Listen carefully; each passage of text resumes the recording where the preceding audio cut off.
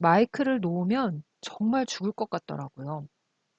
평창 패럴림픽 사회를 맡은 문소리 아나운서를 만나보았습니다.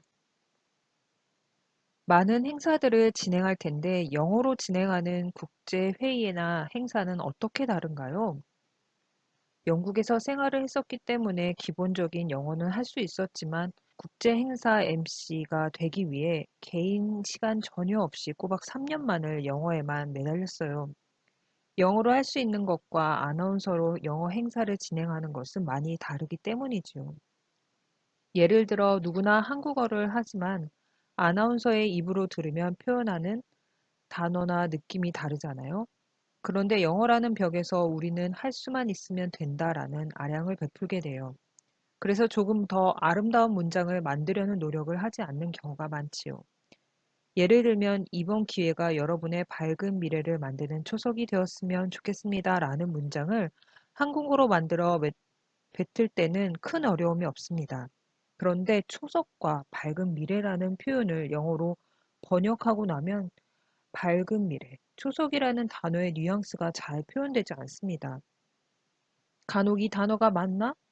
괜찮을까라는 의구심도 많이 들고요. 어렸을 때부터 한국어처럼 습득되지 않았기 때문에 필터링이 순간적으로 되지 않는 것입니다. 그래서 지금도 영어 단어에 대한 뉘앙스와 영어가 자연스레 나오도록 영어 소설, 영화, 미국 드라마를 통해서 지속적으로 공부합니다. 영어로 써보고 고급 영어를 다루는 강사나 저널리스트에게 확인과 피드백도 받지요. 아직도 미국인 선생님과 영어 과외를 꾸준히 받고 있어요. 머릿속으로 정리를 해서 사람들이 잘 알아들을 수 있도록 표현을 해야 할 것 같은데 특별한 비결이 있나요? 머릿속에 정리를 해서 말을 하지 않는 것 같아요. 물론 회의를 하거나 큰 문제에 대한 토의를 할 때는 그 주제에 대해 미리 준비를 하겠죠. 하지만 말을 하는 순간 머릿속으로 생각하지 않습니다. 머릿속에 있는 말이 안 나와요 하는 분이 간혹 있기는 해요. 그런데 이것은 충분히 머릿속에 없기 때문이라고 생각해요. 요즘 청소년, 대학생들은 글에 친숙하지 않은 세대죠. 무엇보다 책을 읽지 않고 대화를 하지 않는 가운데 머릿속으로 생각한들 입에서 제대로 나오지 않는 거예요. 말은 약간 스킬이기도 하면서 평소 자기 안에 있는 것을 표현하는 것인데 책을 읽지 않고 대화하지 않고 소통하지 않는다면 제 속에 있는 말이 안 나와요가 아니라 제 속에 없으니 안 나와요 라는 것이죠. 즉, 충분히 담가두지 않았기 때문에 나오지 않는다는 생각이 듭니다. 논리적인 생각이 서너 줄 이어져도 주어와 서술을 갖다 붙이면 딱딱 맞아 떨어져야 되는데 이것은 머릿속으로 생각해서 되는 것이 아니라 평소에 논리적으로 생각하고 책을 읽는 것이 쌓이면 자연스러운 문장을 한 번에 만들어내는 거예요. 물론 타고난 발음, 환경적 요소인 부모님의 영향도 있겠죠. 하지만 더 많이 읽고, 더 많이 쓰고, 더 많이 소통하며 내공을 쌓아야 합니다. 다양한 행사나 컨퍼런스를 진행하는 아나운서가 어느 분야이건 패널들에게 핵심적인 질문도 하는 만능인처럼 보이거든요. 하지만 한편으로는 중요한 내용만 갈무리하는 것은 아닐까 하는 생각이 들기도 합니다. 예, 그런 말 많이 들어요. IT 분야의 전문가들이 문소리가 나보다 더 잘하는 것 같다라는 말씀을 할 때마다 너무 죄송하죠. 왜냐하면 저희는 얕은 지식을 넓게 가지고 있거든요. 하다못해 월드컵 방송을 마지막까지 거의 다 봤다는데 골 넣은 것을 못 봤다면 직업적으로 명장면만 다음날 챙겨봅니다. 그래야 나중에 그 선수를 만났을 때에도 아, 그 장면 이렇게 봤는데 정말 멋져요 라고 이야기할 수 있는 거죠. 그리고 항상 사회적 이슈를 담아두려고 하고요. 아주 얕은 지식을 제가 갖고 있는 말주제로 잘 엮어가는 겁니다. 컨퍼런스나 방송 인터뷰에서 MC는 좌장처럼 깊게 개입해서 얘기할 필요가 없거든요. 물론 아주 어려울 때도 있어요. IT 분야의 오픈소스 같은 기술적인 이야기를 할 때는 제 얕은 지식으로는 이해하기 어렵습니다. 그럴 때는 솔직하게 하는 타입이죠. 웬만한 것은 다 알아듣는데 정말 모르겠으면 무슨 말인지 모르겠어요 라고 하면 오히려 분위기가 좋아져요. 본인들이 내심 행복한 표정을 짓죠.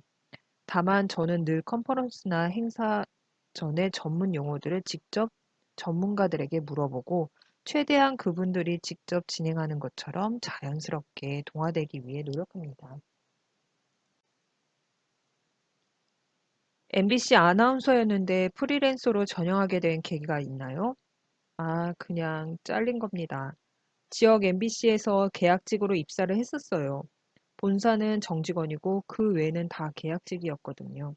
입사 후 진행을 잘하는 아나운서로 인정받아 정직원의 기회가 있었는데 사장님이 여러 상황으로 해마다 바뀌게 되는 등 이래저래 계약 기간이 만료되었습니다. MBC 사원증을 반납하는데 더 이상 아나운서가 아니라는 생각에 얼마나 울었는지 몰라요. 저는 아나운서에 대한 자부심이 굉장히 컸거든요. 심지어 마이크를 놓으면 죽을 것 같다라는 생각도 했습니다. 아마 MBC 본사에 들어갔다면 프리랜서로 전향하지 않았을 것 같아요. 그 당시 마이크를 놓지 않기 위해 어렵게 위성방송에서도 일을 하고 홈쇼핑과 관련된 방송에서 4개월, 또 최종 합격도 했지만 회사 사정으로 무산되고 개인적으로도 힘든 시간을 보내었습니다. 그럼에도 저는 다른 길을 가고 싶은 생각이 전혀 없었습니다. 아나운서도, 아나운서가 아니어도 주요 MC 자리가 아니어도 마이크를 잡을 수 있다면 뭐든지 할 수 있을 것 같았어요. 그리고 우연히 교통방송의 라디오 리포터를 하게 되었지요. 혼자 섭외하고 방송하고 편집하고 원고 쓰고 방송하는 일이죠. 적은 보수에 많은 일을 해야 해서 사실 당시에는 힘에 부치기도 했지만 그 시절에 직접 취재하고 편집하고 글을 썼던 그 경험들이 지금은 큰 자산이 되었어요. 어느 분야의 누구를 만나든지 제 경험 안에 계신 분들이시거든요. 그래서 제가 다른 진행자와 확연히 다르게 잘할 수 있는 분야가 토크쇼, 토크쇼이죠. 울리거나 웃기는 데 자신 있어요. 국제행사 영어 MC로 자신의 길을 결정한 것은 어느 때인가요? 프리랜서로 있으면서 일이 줄기 시작할 때였습니다. 다른 아나운서들은 30대 중반이 되면 보통 후배 양성을 시작합니다. 아카데미 강의를 하거나 스피치 전문가로 변신을 하죠. 그런데 저는 마이크를 놓으면 정말 죽을 것 같더라고요. 그래서 다른 일을 한다는 것은 생각하지도 않았거든요. 수입이 거의 없고 마지막 남은 프로그램도 회사 사정상 종료되면서 힘든 시간을 보내고 있을 때 누군가 그래도 영국에 있었으니 영어 MC를 해봐 라는 조언을 했어요. 일단 시작해야겠다는 마음을 먹은 후 친구도 만나지 않고 OBS 새벽 방송이 끝나면 영어 학원으로 달려갔고 오후에는 미국 튜터와 함께 EBS는 하루도 빠지지 않고 듣고 주말에도 또 튜터와 일주일 동안 제대로 듣지 못한 것을 점검하고 다시 적어보고 통역학원에서 4, 5시간 강의를 듣고 이렇게 3년을 준비했습니다. 나중에는 EBS 영어 방송을 들으려고 이어폰만 딱 끼면 울렁거리고 구역질이 날 정도였지요. 그런데 어느 날 대전으로 취재하러 가던 중 세계 조리사 대회라는 현수막을 발견했습니다. 세계 조리사 대회니까 영어로 하지 않을까? 라는 생각에 현수막에 쓰여 있던 대전광역시청에 바로 전화해서 저 이거 MC하고 싶은데 개막식 같은 거 하나요? 라고 겁도 없이 물어봤어요. 지금이면 그렇게 못하겠죠? 모르는 것이 정말 약이더라고요. 어쨌든 대전시 관계자께서 기획사가 있으니 그쪽으로 연락해 보라고 하더군요. 영어 MC 경력은 없지만 세계인이 모이는 자리라면 우리의 것을 보여주자라는 마음으로 한복을 입은 사진을 부착해서 프로필을 기획사에 보냈습니다. 그런데 공교롭게 세계조리사 대회는 대전시가 주최하는 거지만 세계조리사 협회에서 외국인 임원들이 모든 것을 최종 결정하는 행사였지요. 그리고 외국인 12명이 최종 프로필을 보면서 저의 한복 입은 사진을 보고 이 사람이 좋겠다, 한국적이다 라며 저를 MC로 선정했습니다. 그런 제 첫 행사가 공교롭게도 영부인이 참석하는 대통령급 행사였어요. 정말 놀랍고 운이 좋았지만 지금 돌아보면 아주 잘했던 것 같지는 않아요. 어쨌든 그렇게 시작된 영어 MC로의 길은 방송인으로 살아왔던 시간보다 비교적 순탄했어요. 첫 번째 목표였던 2014년 인천 아시아 게임에서 개막, 개폐막식 영어 MC가 아니었지만 선수촌 입촌식 영어 MC로 함께했고 최종 목표였던 2018년 평창 동계올림픽에서는 선수촌 개촌식, 평창 동계 패럴림픽에서는 정말 개폐막식 영어 MC가 되어서 꿈이 현실이 되었습니다. 지금 생각해도 어떻게 제가 그곳에서 마이크를 잡았을까 믿어지지 않아요. 페이스북을 보면 굉장히 많은 행사를 진행하는 것 같은데 너무 많은 일을 하다 보니 어느 날 갑자기 사라지지 않을까 하는 불안한 생각이 들거든요. 예, 늘 사라질 수 있다는 생각으로 일해요. 제가 많은 진행을 하니 어떤 분들은 중소기업 될 거냐? 무슨 일을 그렇게 많이 하냐? 돈을 얼마나 버냐? 핀잔을 주거나 묻기도 합니다. 사실 이런 말들이 아주 가끔 서운해요. 15년 동안 적은 월급으로도 행복하게 일을 해왔고, 그렇게 어렵게 쌓은 경험과 노하우를 가지고 누구보다 풍성한 무대를 만들어가고 있다고 자부하고 있기 때문이지요. 영어 MC가 되기 전에 3년 동안은 정말 아무것도 하지 않고 저의 모든 것을 쏟아 부었거든요. 아나운서에게 실수는 치명적일 것 같은데요. 구체적인 사례가 있나요? 한 번 실수는 병가지 상사라는데 특히 국제행사 아나운서에게 한 번의 실수는 다시 돌아올 수 없는 치명적인 일입니다. 2013년 각국의 장관들이 모여 회의를 하던 날 여러 가지 사정으로 준비되지 않은 장관들의 조남을 제가 적고 확인해야 했어요. 그러다 보니 행사 시작 시간에 쫓겨 들어갔고 들어가면서 바로 모든 장관들이 남자인지 빠르게 행사 담당에게 문의했습니다. 그렇다는 대답을 듣고 모 장관님을 미스터로 소개했는데 여자 장관님이 일어나는 겁니다. 외교적으로 문제가 될 수 있는 정말 어마어마한 실수예요. 워낙 고위급 회의라 사과를 할 수 있는 분위기도 못 되었죠. 정말 많은 땀을 흘렸어요.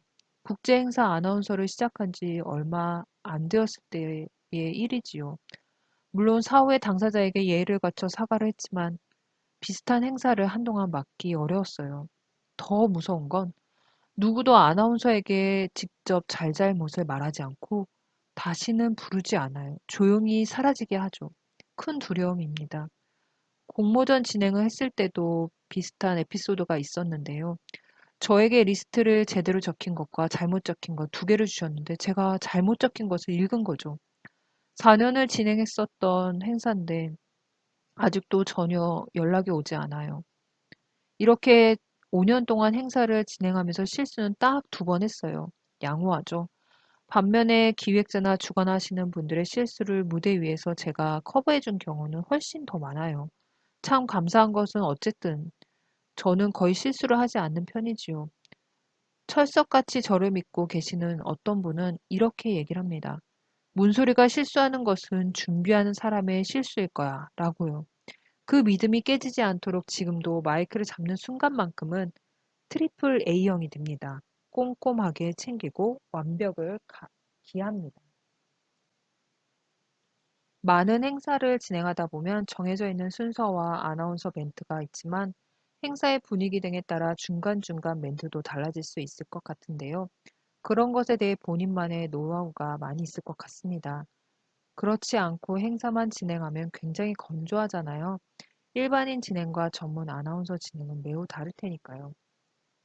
예, 저는 8년 동안 매일 소통하기 위해 인터뷰를 다녔습니다. 서울 시내 웬만한 분들, 여러 서민들을 만나며 노숙자에서 재기한 사람, 하다못해 수색에 유일하게 남은 대장장이도 만났죠. 한 예로 행사 현장에서 진행 중에 꾸벅꾸벅 조는 분이 있을 때 대부분 아나운서는 어떻게 하지? 잘 이끌어 가야 하는데 하면서 졸음을 깨우고자 목소리를 높이는 등의 간접적인 방법을 사용합니다. 그런데 저는 어제 못 주무셨어요? 라고 직접적으로 물어보죠. 이러면 다 공감하거든요. 또 한 번은 사장님이 단성으로 올라오면서 마이크 줄에 걸려 넘어진 것입니다. 굉장히 창피한 상황이죠. 모두 다 속으로 이크 하면서 전혀 아무 일이 일어나지 않은 것처럼 아, 감사합니다. 이렇게 멘트하는 것도 이상하잖아요. 그래서 사장님의 열정이 대단하셔서 확실히 더 많은 박수를 받으려고 하는 것 같다라고 했더니 웃으면서 박수가 더 크게 나왔습니다. 애드립이 그냥 웃기는 말이 아니라 하나의 소통이랄까요? 모든 사람들이 알고 있는 사실을 모르는 척하며 정리하는 것이 아니라 함께 공감하는 상황에 같이 울고 같이 웃는 것입니다. 토크쇼를 진행하고 싶다고 하셨는데 방송인으로서 닮고 싶은 사람이 있나요? 예, 진행 방식에서 오프라 윈프리, 김재동 씨를 닮고 싶습니다. 이분들은 어려운 시간들을 겪었잖아요. 이 시간들을 통해 사람들을 이해하게 되고 풍족한 사람부터 어려운 사람까지 다 아우를 수 있는 힘이 있어요. 존경스럽고 부럽습니다. 어떻게 처음인데 편안하게 사람을 울릴 수 있게 만드는가.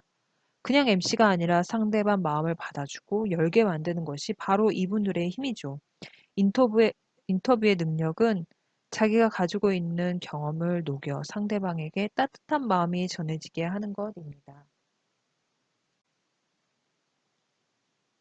앞으로 AI 시대의 아나운서 직업은 없어질 것 같나요? 반반이지 않을까 싶습니다. 아나운서들이 받은 원고대로만 낭낭한 목소리로 읽어내려간다면 로봇을 더 예쁜 아나운서로 만들어서 진행하겠죠? 이미 아마존에서 컨퍼런스를 할 때 로봇이 진행했었습니다. 로봇인 줄 아무도 몰랐고 사람들은 박수를 쳤다고 해요. 하지만 저는 그동안 얼마나 아나운서들이 입력된 원고대로만 했으면 로봇이 하는 것에 박수를 쳤을까? 그냥 입력된 대로 한 것일 뿐일 텐데 라는 생각이 들더군요. 그렇지만 토크쇼나 컨퍼런스라도 내용을 정리하고 상황에 맞게 웃겨주고 울려주는 그런 아나운서의 역할은 로봇이 못할 것 같습니다. 아픔과 슬픔, 기쁨을 알기까지 로봇은 좀 더 시간이 걸리지 않을까요? 수백, 수천만의 사람들의 아프고 기쁜 각각의 경험들을 모두 입력한다는 것은 분명 쉬운 일은 아닐 거예요. 제2의 인생 계획은 무엇인가요? 국제 행사 영어 MC로 평창 올림픽 진행은 했지만 아직 스스로 만족스럽지 않아요. 한국어로 진행할 때는 제 모토인 웃기거나 울리거나 한 번쯤은 가능한데 영어로 자연스럽게 웃기거나 울리거나 하는 일은 아직 제게 불가능한 영역이거든요. 영어로 데이트할 사람을 찾으면 가능하지 않을까요? 그래서 지금 갖고 있는 목표는 영어로 웃기거나 울리는 거죠. 그리고 지금 아나몽이라는 개인 방송을 준비하고 있습니다. 아나운서 6명이 모여 함께 진행 중인데요. 아나몽은 일본어로 들어가는 문이라는 뜻으로 어떤 일을 하든 우리를 거쳐가세요 라는 뜻이고 아나운서들의 꿈이라는 의미도 있습니다. 이 방송으로 사람들 사는 이야기를 담으려고 합니다. 울고 웃으면서 우리의 이야기를 담아 서로에게 기댈 수 있는 공간을 만들고 싶어요. 특히 우리 부모님의 연애 이야기, 우리 부모님의 이야기 등을 담아 휴식할 수 있는 곳이 되어주고 싶어요. 세 번째는 우리나라 마이스 산업이 많이 커졌고 제가 업계에서 일을 하고 있기 때문에 생긴 계획입니다. 국제회의, 특히 초청 연수로 오시는 분들과 행사를 진행하다 보니 우리 문화를 배우고 싶어 해도 배울 수 있는 공간이 별로 없다는 것을 알게 되었어요. 그래서 이것을 조금 먼 계획이지만 열심히 저축해서 한옥을 조그맣게 지어 우리 문화를 체험할 수 있는 공간을 만들고 싶습니다. 거기에서 마이크 잡고 마당에 서서 한국식으로 스탠딩 파티를 하며 제가 죽을 때까지 사회 보려고요.